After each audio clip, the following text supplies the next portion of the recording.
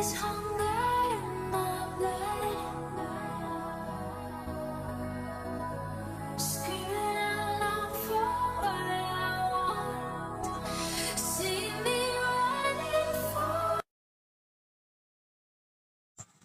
Selamat siang, salam sejahtera untuk kita semua.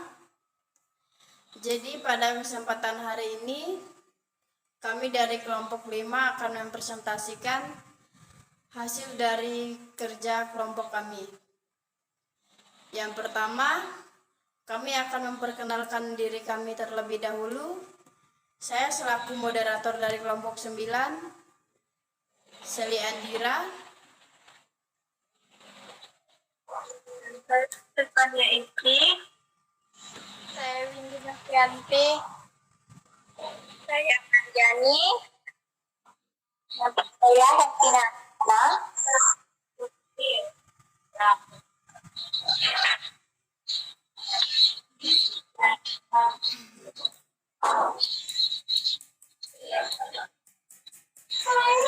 Saya Haryana. Nama saya Kelvin Cangkayung. Dan saya Antonis Dodi. Baik, kami dari kelas A4, mata kuliah perilaku konsumen, dosen pengampu Putih Febriasari, PSI, MSc. Baik, di sini. Baik, terima kasih kepada teman-teman yang sudah memperkenalkan diri, dan teman-teman kami juga akan membacakan materi dari kelompok 9. Dan saya persilahkan kepada Stefania Eci. Terima kasih kesempatan yang telah moderator berikan kepada saya. Judul materi yang akan kami bahas pada siang hari ini yaitu tentang perilaku konsumen lintas budaya dan perspektif internasional. Di mana poin-poin yang akan kita jelaskan yaitu yang pertama, perilaku konsumen lintas budaya dan perspektif internasional. Yang kedua, akulturasi. Yang ketiga, kesulitan riset konsumen. Yang keempat, strategi pemasaran global. Yang kelima, daya tarik promosi. Yang keenam, merek dunia versus merek lokal. Yang ketujuh, peluang pemasaran global. Dan yang terakhir yaitu tentang segmentasi lintas budaya. Di sini saya akan menjelaskan tentang perilaku konsumen lintas budaya dan perspektif internasional. Analisis lintas budaya didefinisikan sebagai menentukan apa yang konsumen butuhkan dari dua atau lebih negara serupa atau berbeda. Analisis tersebut dapat memberikan pemasar dengan pemahaman tentang karakteristik psikologis, sosial, dan budaya. Orang non-Amerika, mereka ingin menerbitkan sesuatu sehingga mereka dapat merancang strategi pemasaran yang efektif untuk pasar tertentu. Tujuan dari analisis konsumen lintas budaya ini yaitu untuk menentukan bagaimana konsumen dalam dua atau lebih masyarakat serupa dan bagaimana mereka berbeda. Terima kasih. Selanjutnya akan dijelaskan oleh teman saya Windy Novianti. Ukuran aspek lintas budaya. Ada beberapa kerangka kerja untuk menilai perbedaan budaya terkait konsumsi. 1. Studi mengidentifikasi, menetapkan dimensi yang harus ditangani oleh studi lintas budaya. Yang pertama, pertimbangan mengenai kualitas produk suatu negara. Yang kedua, kesediaan untuk membeli produk suatu negara. Yang ketiga, etnosentrisme, kesediaan untuk membeli produk buatan luar negeri. Yang keempat, persepsi budaya konsumsi suatu negara. Yang kelima, akulturasi, identifikasi dengan budaya suatu negara. Yang keenam, identifikasi diri etnis. Yang ketujuh, identifikasi diri nasional.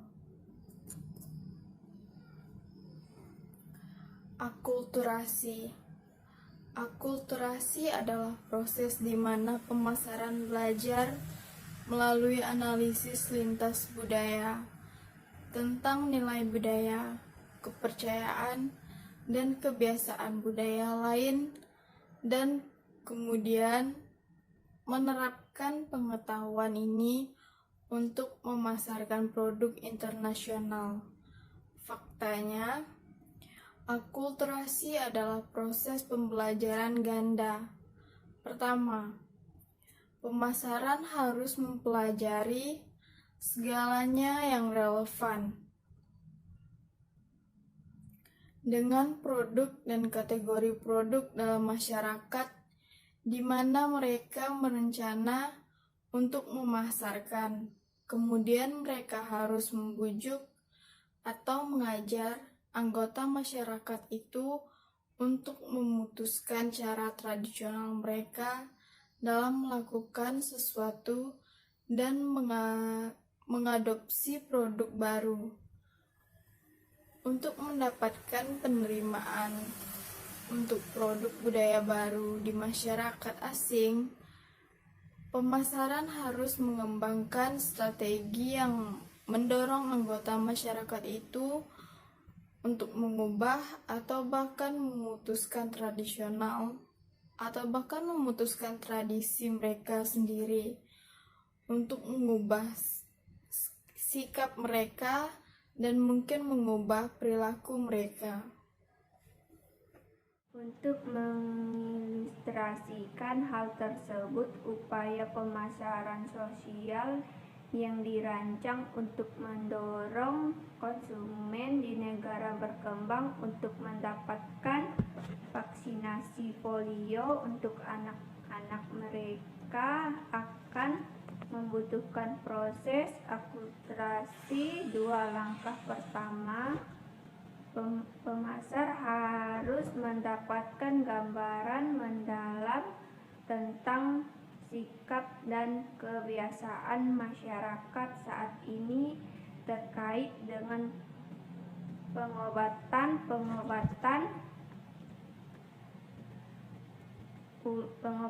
ulang, konsep-konsep terlambat.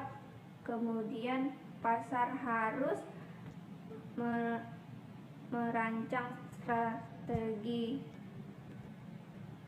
promosi yang akan meyakinkan para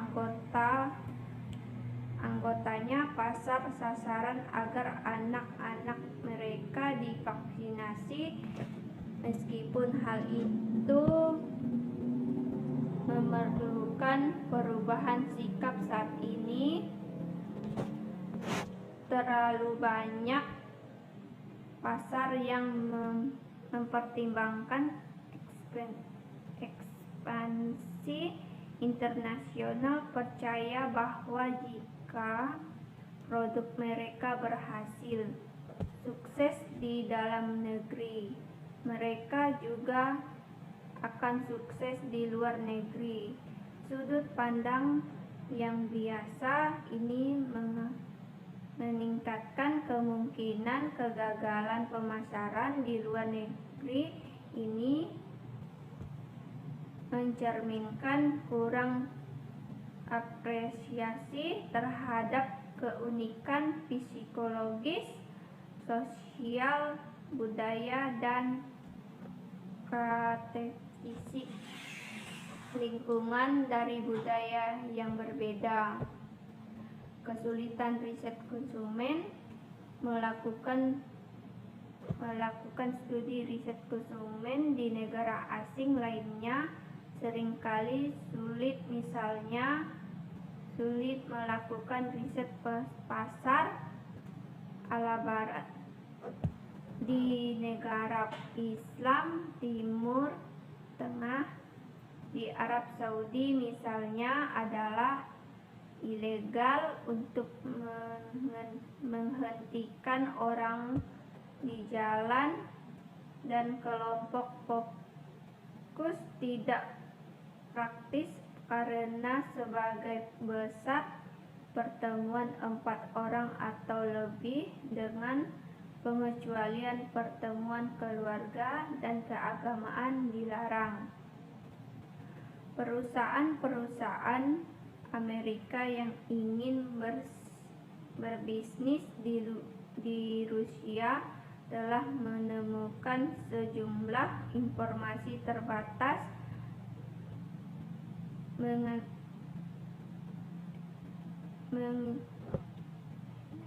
statistik konsumen dan pasar. Demikian pula informasi riset pemasaran di Cina umumnya tidak sesuai, menyamakan, dan survei yang mengajukan pertanyaan pribadi menimbulkan kecurigaan. Pemasar telah mencoba cara lain untuk mendapatkan data yang mereka butuhkan, misalnya Green Advertising telah memberikan kamera kepada anak-anak di Cina sehingga mereka dapat mengambil gambar apa yang mereka suka dan tidak suka, daripada meminta mereka untuk menjelaskan preferensi mereka kepada orang asing.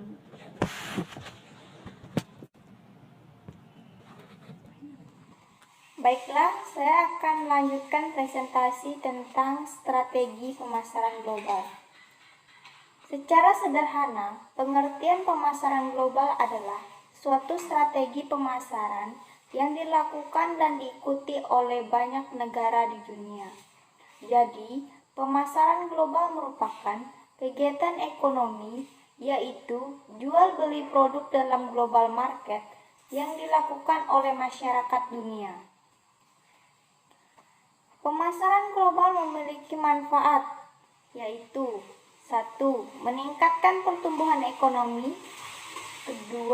Meningkatkan kompetensi pelaku usaha. 3. Menghasilkan produk yang lebih berkualitas. 4. Memenuhi kebutuhan pokok masyarakat serta bisa menciptakan kesempatan untuk hidup yang lebih baik. 5. Meningkatkannya selera masyarakat. Contoh pemasaran global, yaitu perusahaan Jepang dan Cina yang banyak menjual produk sayuran dan buah-buahan ke negara Asia dan sekitarnya.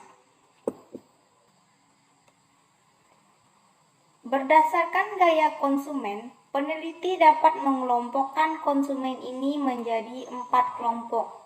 Yang pertama, konsumen yang peka terhadap harga. Yang kedua, konsumen yang mencari variasi. Yang ketiga, konsumen yang loyal terhadap merek. Yang keempat, konsumen pencari informasi. Daya tarik promosi. Menurut SETI, promosi adalah bentuk persuasi langsung melalui penggunaan berbagai insentif yang dapat diukur untuk merangsang pembelian produk dengan daya tarik, jangkauan, serta frekuensi promosi. Pada dasarnya, promosi atau iklan adalah semua bentuk penyajian komunikasi non-personal tentang ide-ide produk dan jasa yang ditawarkan oleh produsen dengan maksud untuk mempengaruhi konsumen agar mau membeli produk yang ditawarkan. Melalui sebuah promosi atau iklan, produsen menyatakan keberadaan merek produk tersebut dan membujuk para konsumen untuk membelinya dengan mengatakan bahwa merek produk tersebut memiliki atribut-atribut yang bervariasi. Daya tarik promosi harus mencerminkan nilai dan prioritas budaya lokal. iklan komparatif telah digunakan lebih banyak di Amerika Serikat daripada di negara lain.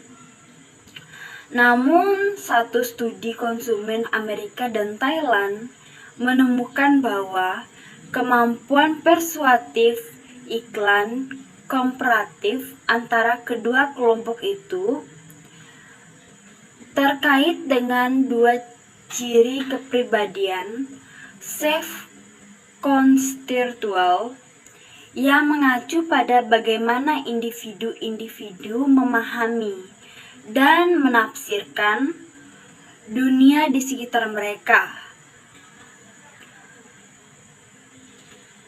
terutama pelaku atau tindakan orang lain terhadap diri mereka sendiri, dan kebutuhan untuk kognisi dan kebutuhan untuk kognisi. 25 studi lainnya membandingkan Amerika dan konsumen Korea menunjukkan bahwa nilai-nilai budaya lebih penting dalam mempengaruhi reaksi terhadap iklan komparatif daripada reaksi terhadap iklan non-komparatif, dan kebutuhan akan kognisi terdapat pada persuasif iklan komparatif di antara konsumen dan di kedua belah negara. Baik. Pertama-tama di sini saya akan memperkenalkan diri. Nama saya Kelvin Cangkayung dari kelompok 9. Saya akan melanjutkan presentasi dari teman saya, dan di sini saya akan menjelaskan tentang merek dunia versus merek lokal. Pemasar produk dengan daya tarik pasar yang luas atau hampir massal juga telah merangkul dunia strategi merek. Misalnya seperti perusahaan multinasional dan merek mereka seperti General Motors, Gillette, Estée Lauder, Unilever, dan Fiat masing-masing telah beralih dari strategi lokal negara demi negara periklanan beralih ke strategi periklanan global untuk berkomunikasi. Status impor merek kepada konsumen. Nama produk botol muncul dalam bahasa Inggris seperti minuman yang sering kita jumpai seperti minuman Coca-Cola. Sebuah proyek riset konsumen 12 negara menemukan bahwa merek global cenderung dipandang berbeda daripada merek lokal, dan bahwa konsumen di seluruh dunia mengasosiasikan merek global dengan 3 karakteristik. Yang pertama, sinyal kualitas, atau konsumen percaya bahwa semakin banyak orang yang membeli suatu merek, maka semakin tinggi kualitas merek, atau yang seringkali menghasilkan merek global yang mampu mendapatkan harga premium dengan harga yang terjangkau, maka semakin banyak yang membeli dengan harga yang terjangkau. Selain itu, konsumen di seluruh dunia percaya bahwa merek global mengembangkan produk dengan terobosan melalui teknologi dengan kecepatan yang lebih cepat daripada merek lokal. Mitos global. Konsumen memandang merek global sebagai semacam cita-cita budaya. Pembelian mereka dan penggunaan membuat konsumen merasa seperti warga dunia dan memberi mereka identitas baru, yaitu merek lokal menunjukkan siapa kita dan merek global menunjukkan apa yang kita inginkan. 3. Tanggung jawab sosial. Perusahaan global memiliki tanggung jawab sosial. Perusahaan yang lebih tinggi daripada merek lokal dan diharapkan untuk menanggapi masalah sosial yang terikat dengan apa yang mereka jual. Terima kasih, sekian dari saya. Baik, perkenalkan nama saya Abdul Haris dan hari ini saya akan menjelaskan peluang pemasaran global.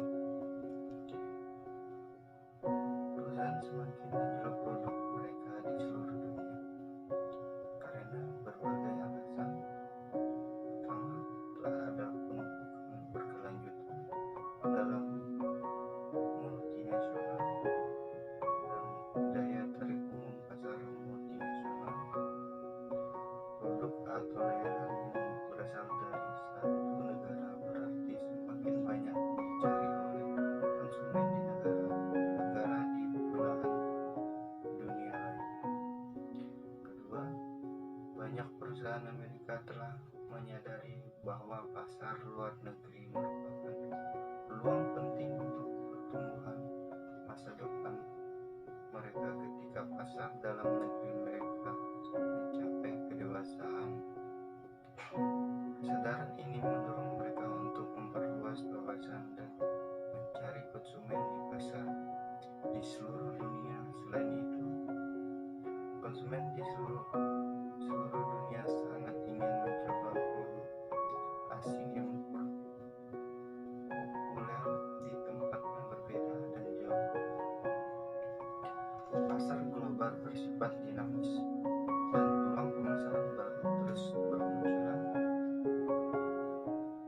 Untuk misalnya, pembeli Cina telah menghindar dari barang mewah yang mencolok seperti mewah jam tangan dan tas desainer karena barang mewah telah menjadi simbol korupsi dan kesenjangan kekayaan negara yang semakin melebar. Sering dengan meningkatnya pendapatan negara yang dapat dibelanjakan, Rusia telah menjadi pasar yang menguntungkan untuk rantai makanan cepat saji. Amerika, McDonald membuka restoran pertamanya di Ruskin Square pada tahun 1909 dan sekarang mengoperasikan 279 restoran di Rusia.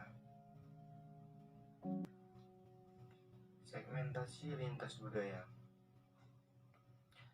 Ketika dunia menjadi lebih terintegrasi sebagai besar karena media komunikasi bersama global, pasar telah muncul. Misalnya, saat Anda membaca ini, Anda mungkin sedang duduk di kursi atau sofa IKEA buatan Swedia, minum teh real Inggris, memakai jam tangan Swiss, naik sepatu Kers Cina, kemeja glove Polo Meksiko, dan celana Dockers Republik Dominika. Beberapa global segmen pasar seperti remaja tampaknya menginginkan jenis produksi yang sama. Terlepas dari mana bangsa yang mereka sebut rumah, mereka menginginkan produk yang terdiri, trendy, menghibur, dan berorientasi pada citra ini. Kesamaan global memungkinkan misalnya pemasaran sepatu Keds untuk menunjukkan gaya yang menarik bagi segmen di negara negara yang berbeda menggunakan kampanye iklan global yang sama. Namun, perbedaan lintas budaya juga memaksa pemasaran untuk mengadaptasi produk untuk pasar luar negeri. Sebagai ilustrasi empat ini yang McDonald menyediakan konsistensi nilai dengan memiliki menu standar yang hampir identik di masing-masing generasi di Amerika Serikat.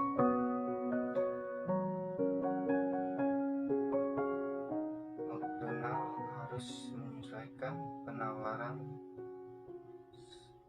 seragamnya dengan kebutuhan dan budaya konsumen global. Terima kasih. Terima kasih kepada kelompok kami yang sudah membacakan materi, dan mungkin hanya ini yang dapat kami sampaikan. Jika ada kesalahan kata, kami mohon maaf. Dan jika teman-teman ingin memberikan pertanyaan, kami persilakan untuk memberikan pertanyaan kepada kami. Kami ucapkan terima kasih.